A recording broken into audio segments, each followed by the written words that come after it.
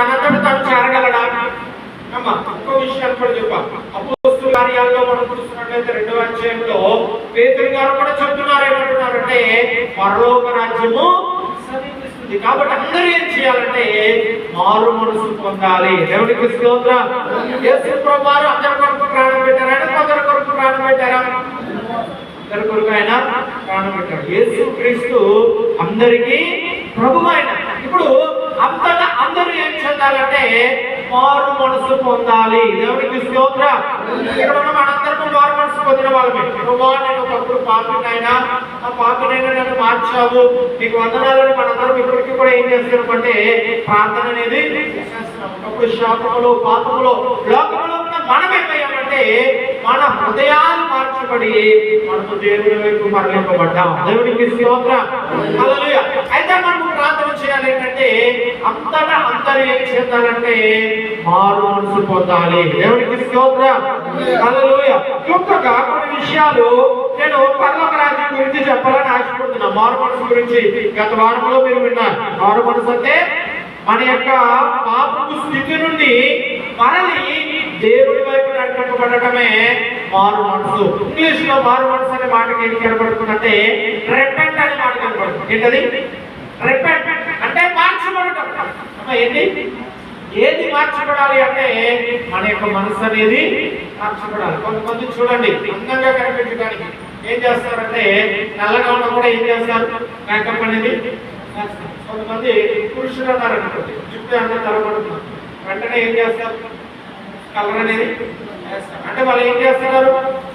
దాన్ని మార్పు చేస్తున్నారు. తెల్లని వెంట్రుకలు ఏం చేస్తున్నారు అంటే నల్లని వెంట్రుకలుగా. అయినా అది కలకాలం ఉంటుందా? శాశ్వతంగా ఉంటుందా? ఒక వారం రోజులు ఉంటుంది. మరలా ఏం అవుతుంది? తెల్లగా మరలా ఏం చేయాలి? మరలా. కానీ ఒక మనిషి ఒక్కసారి పశ్చాత్తాపడి తన బ్రతుకును మార్చుకున్నాడంటే యేసు ప్రభు వారి జీవితాల్లో ఉండి వారిని జీవితకాలం కూడా ఆయన ఏం చేస్తాడంటే నడిపిస్తున్నాడు. దేవునికి స్తోత్రం. హల్లెలూయా. కాబట్టి మనము ప్రార్థన చేయాలి ఏంటంటే మనము రక్షింపబడ్డాం, మన కుటుంబాలు కూడా ఏమవ్వాలంటే రక్షింపబడాలి. దేవునికి స్తోత్రం. ఒక విషయాన్ని నేను మీకు చూపించాలని ఆశపడుతున్నా. దినవృత్తాంతములు 2వ గ్రంథము 7వ అధ్యాయాన్ని చదువుతాను. చూడండి, 2వ దినవృత్తాంతముల గ్రంథము 7వ అధ్యాయము 14వ వచనాన్ని చదువుకుందాం. దినవృత్తాంతములు 2వ గ్రంథము 7వ అధ్యాయము 14వ వచనాన్ని చదువుదాం.